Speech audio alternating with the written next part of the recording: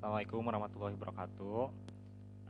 Di sini saya Alfareza Mahendra, praktikan dari praktikum sensor aktuator, akan mensimulasikan sebuah simulasi untuk servo motor dan motor DC.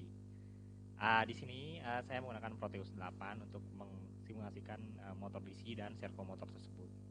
Adapun perbedaan dari motor DC dan servo motor adalah dalam rangkaian untuk motor DC itu hanya terdapat dua input. Nah, kedua input tersebut dihubungkan ke dalam masing-masing tegangan antara tegangan yang satu dengan tegangan yang lain ataupun dengan salah satu sebagai ground. Sedangkan dalam servo motor di sini terdapat tiga kaki. Yang pertama itu untuk input, yang terbawah ini untuk ground supaya ada perbedaan arus, beda potensial sehingga mengalirkan arus. Kemudian yang di tengah ini untuk menerima data dari microcontroller ataupun Arduino Nano, bisa juga Arduino Uno. Uh, Intinya dari yang tengah ini adalah untuk menerima data dari sebuah komputer sehingga putarannya dapat kita ubah-ubah sesuai dengan keinginan kita. Di sini izinkan saya untuk mensimulasikan motor DC. Nah, yang pertama di sini saya menggunakan logic state untuk mensimulasikan motor DC. Nah, untuk motor DC tersebut di sini saya menggunakan inputan 1 0, yaitu 1 kita anggap sebagai high dan 0 ini kita anggap sebagai low. Nah, di sini kita variasikan 1 0 terlebih dahulu. Itu high atau high low. Dapat dilihat bahwa RPM dari motor DC itu bergerak dikarenakan ada beda potensial dan akhirnya menyebabkan arus mengalir. Motor di sini memiliki sifat mengikuti arah arus. Jadi ketika ada arus yang mengalir, maka dia akan mengikuti arus tersebut. Di sini bisa kita lihat arus bergerak menuju dari kiri ke kanan, sehingga motor DC ini bergerak ke kanan searah jarum jam. Dan di sini kita lihat nilai dari RPM-nya itu adalah plus 192 dengan variasi tegangan sesuai dengan logic state. Plus ini artinya bergerak searah jarum jam. Lalu kemudian kita variasikan dari 01 artinya low high. Maka arah pertama-tama dari posisi searah jarum jam tadi, motor di sini akan bergerak pelan, semakin pelan. Kemudian ketika dia mencapai 0, dia akan berbalik arah melawan arah jarum jam. Hal ini dikarenakan seperti yang tadi saya bilang, motor di sini memiliki sifat mengikuti arus. Dan ketika terjadi aliran arus dari kanan ke kiri, maka motor di sini juga bergerak dari kanan ke kiri juga. Nah, untuk kasusnya di sini 0 dan 1 dan 1 dan 0 atau high low atau low high, dengan perbedaan ini maka motor DC akan bergerak dari kiri maupun ke kanan. Nah, dalam pengaplikasiannya lagi, mari kita coba jika inputnya diberi high atau low. Nah, ketika diberi high, maka tidak akan ada perbedaan potensial dan tidak akan terjadi arus yang mengalir sehingga tidak ada aliran listrik dan motor DC ini tidak akan bisa mengikuti arus kemanapun karena memang tidak ada aliran arus listrik. Karena tidak ada yang arus, maka motor DC ini akan berhenti sesuai dengan angka yang di sini tertera adalah pertama-tama dia akan melambat hingga nilai RPM-nya ini akan menjadi 0. Kita tunggu dia sampai menjadi 0 untuk membuktikan.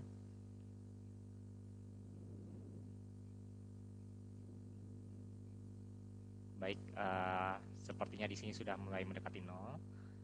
Mari kita tunggu sejenak lagi. Negatif 0,2, negatif 0,13, 0,11, 0,08. Di sini terlihat motor di sini menuju ke 0 dengan sangat pelan karena kehilangan energinya. Baik, sudah mencapai negatif 0,01, sudah linear dengan 0, sudah 0. Di sini kita buktikan bahwa teori yang tadi kita bilang itu sama. Kita kembalikan ke 0, maka dia juga pasti tidak akan berjalan. Oke, sesuai dengan teori maka terbukti. Nah, kemudian di sini kita sesuaikan teori tadi, yaitu tegangannya dari kanan ke kiri. Di sini kita sambungkan input tegangan 2 volt ini ke kaki kanan, sedangkan ground ke kaki kiri. Bisa dilihat ketika tegangannya 2 volt, itu nilai RPM-nya ada 83. Bisa kita variasikan dengan kelipatan 2, masing-masing 2 volt.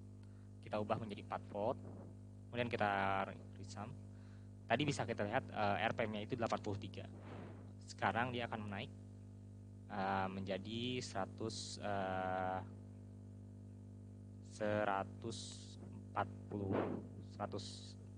ya, dia terus menaik sampai nilai ratusan.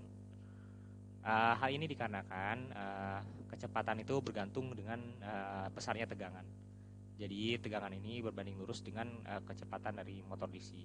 Untuk membuktikan dan lebih meyakinkan, mari kita ubah lagi menjadi nilai maksimum. Nilai maksimum di sini karena kelipatannya 2 sampai dengan 12 volt, maka nilai maksimum yang kita tunjukkan adalah 12 volt. Kita ubah menjadi 12 volt, dan nilai kecepatan dari motor DC akan mencapai titik kecepatan maksimum secara perlahan-lahan, tidak akan langsung. Di sini bisa kita lihat kecepatan RPM dari motor DC terus meningkat hingga menjadi nilai maksimum dari motor DC tersebut. Jika disimulasikan di arah yang berbeda, di sini dia sudah mencapai nilai maksimum, itu sekitar nilai 500. Untuk membuktikan, mari kita ubah arah dari yang kanan ke kiri, yaitu ketika nilai ground itu berada di kanan, sedangkan nilai input itu berada di kiri. Bisa kita lihat sesuai dengan teori tadi, arahnya akan berubah, dan kemudian nilai dari 12 volt tadi akan sama saja. Perbedaannya di sini adalah kalau tadi positif, di sini arahnya negatif dikarenakan arus yang mengalir ke arah kiri melawan arus jarum jam. Oke, baik, di situ tadi percobaan simulasi dari motor DC. Sekarang kita akan mensimulasikan servo motor. Di sini saya menggunakan Arduino Nano. Kemudian di sini ada servo motor dihubungkan ke dalam tegangan 5 volt dan ground. Kemudian dihubungkan ke dalam pin 9 untuk pin 2, maksud saya pin 3.